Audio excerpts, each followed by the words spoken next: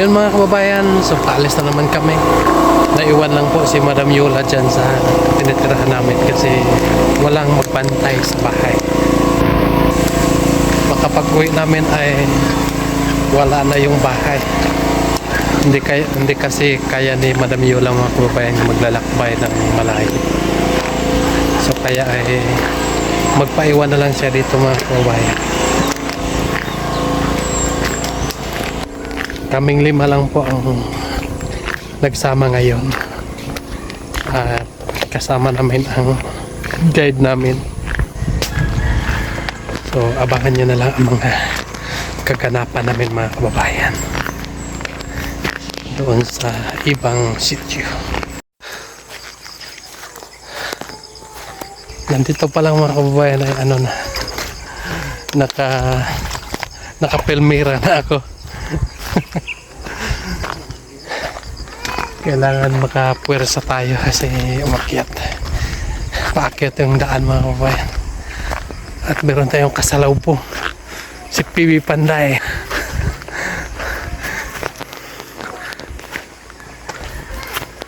Doon sa baba ay nandoon pa si Petra mga kababayan. Kita natin si Petra ay nakapula.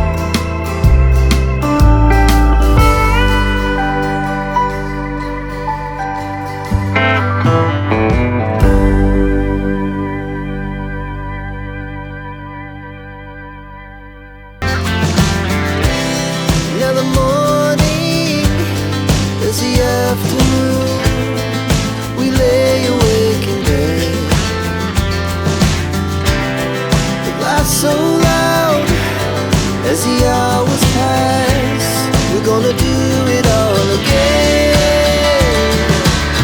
We wanna chase the night, wanna dance to the light, pull the stars from the sky, just two hearts running wild. Never sleep, never stop, as we shout from the top. We're gonna be. We're gonna be two hearts running wild.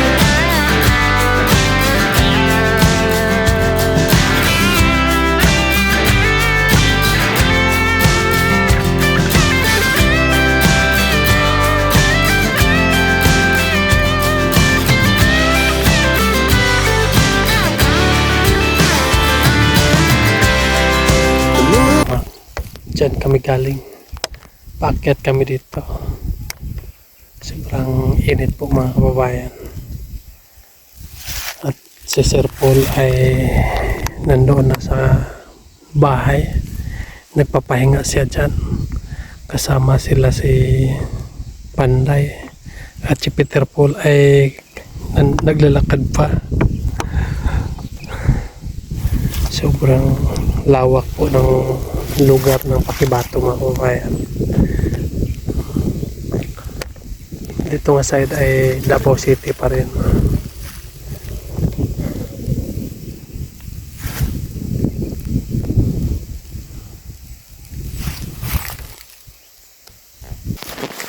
So dito ay may rice, ata rice mga kababayan. Parang ito yung dinurado.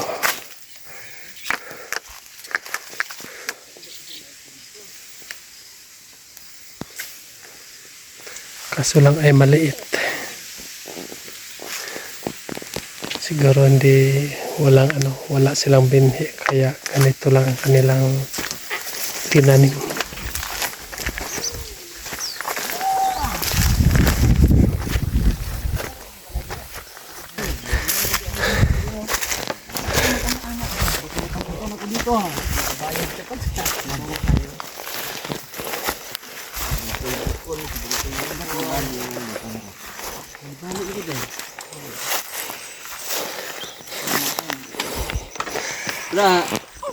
Master, inyo anong balay master?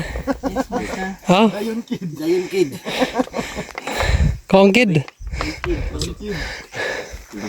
Bugawang maya. Ano maya? Adi ako. Dito eh. Gawas ang duwan. Gawas mo rin. Gawas mo pre. Point updated.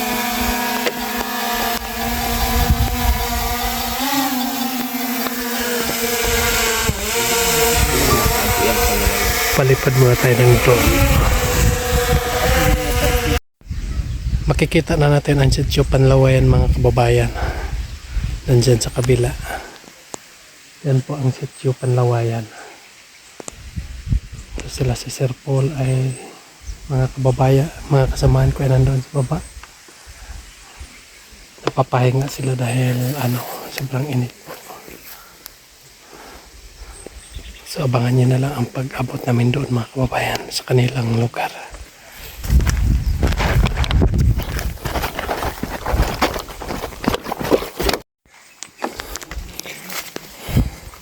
So ito lang po yung daanan nila mga kababayan.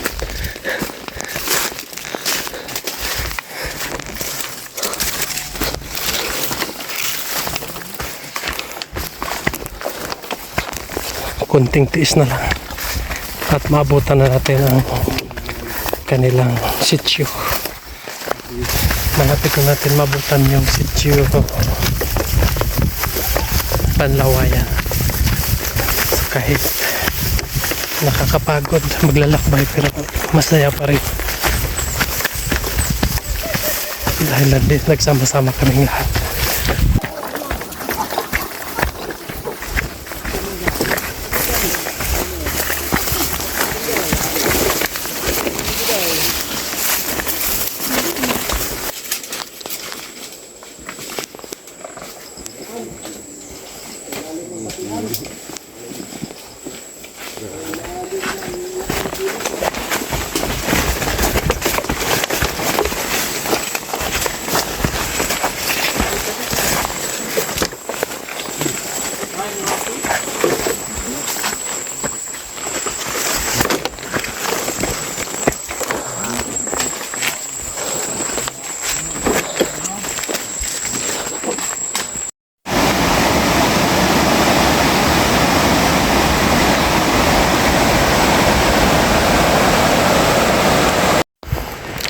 So ito na yung lugar nila mga kababayan. Dito sa Sitio Panlawayan.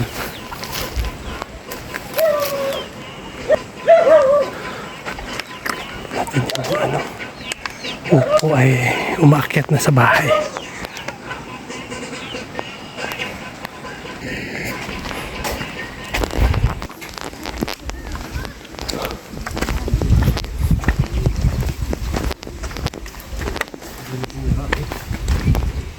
Yung Wow, daming bunga ng durian. Dito rin ay may simbahan din. So maganda kasi yung sitio nga may simbahan. Kaysa walang simbahan. Mga eskwelahan siguro to, hindi lang natapos.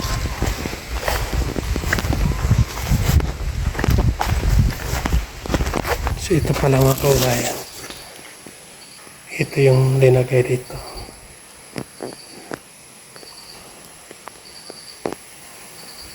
Makina ng abaka.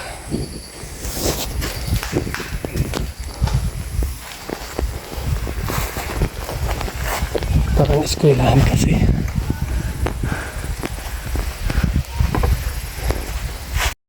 So nandito na kami mga kababayan at nandito na yung mga katutubo na katulad ko. Dito na sila kasi merong ibigay ni Sir Paul na kunting tulong sa kanilang mga kababayan. Yung mga bahay nila ay hindi na lahat kugon. May mga yero na rin na ba atip nila mga kababayan. Ang maganda dito ay may simbahan din. Ito ay may bahay. Ito yung nalagyan namin ng palay mga kababayan. Para hindi akyatin ng daga. So sa taas namin ilagay yung mga namin, mga palay. Yung similya ng palay mga kababayan. So ganun pa rin yung yung kanilang hanap buhay doon sa Sitio Pigasuhan o dito. Abaka at saka yung mais.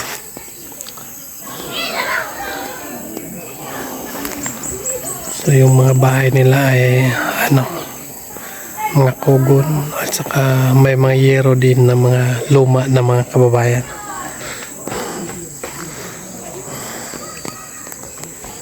Noon na nga sira pa yung daan namin doon sa amin. Ganito lang din yung mga bahay namin. Wala pang yero. Pero sa may kalsada na, so, nakabili na rin kami ng yero. So, hanggang ngayon mga kababayan, medyo maayos-ayos na yung bahay doon sa amin. So, maraming salamat po sa Panginoon na nagbigay sa akin ng biyaya. At kung hindi pa dahil kay Sir Paul mga kababayan ay hindi nagbago ang aking buhay. Isa pa rin akong magkagawas, magpuputol ng kahoy. Alam niyo mga kabayan ay sumakit na dito sa aking tangkugo. Saka maghapon lang ako nga naka-drive ng chinso. Pag hapon ay uwi ako sa bahay kay mahirapan ako magsalita. Kasi sobrang sakit na po. Parang yung mga word hindi ko na mabigtas-bigtas yung sasabihin ko. Sobrang pagod. Kasi minsan maulan. So Kaya ay sobrang pagod po. So nagpapasalamat po ako ng buong buo kay Sir Paul. Kaya ay nandito ako napasama sa kanila. So ito na, nakalinya na yung mga katutubo rito dahil may mga biyayang ipamimigay ng ating pugong biyahero mga kababayan. So ito na sila mga kababayan. At nakalipad at may drone tayo ngayon mga kababayan. Nagpapalipad po si Sir Paul ng drone.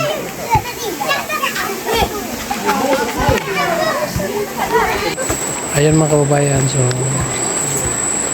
kakatapos lang namin pagpamigay ng biyaya dito.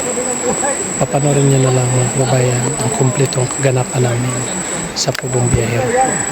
So ngayon ay papunta naman po kami doon sa ibang sitio, doon sa Igil mga kababayan. So abangan nyo na lang ang pagdating namin. So maraming salamat po sa inyong lahat na walang sawang sumuporta at pagsubaybay ng PB team ng Davao. Sana po ay huwag kayong magsawa na manonood sa amin. Yun lang. God bless you. Maraming salamat po sa inyong lahat. Mag-ingat kayo dyan palagi mga kababayan. God bless you. Bye-bye.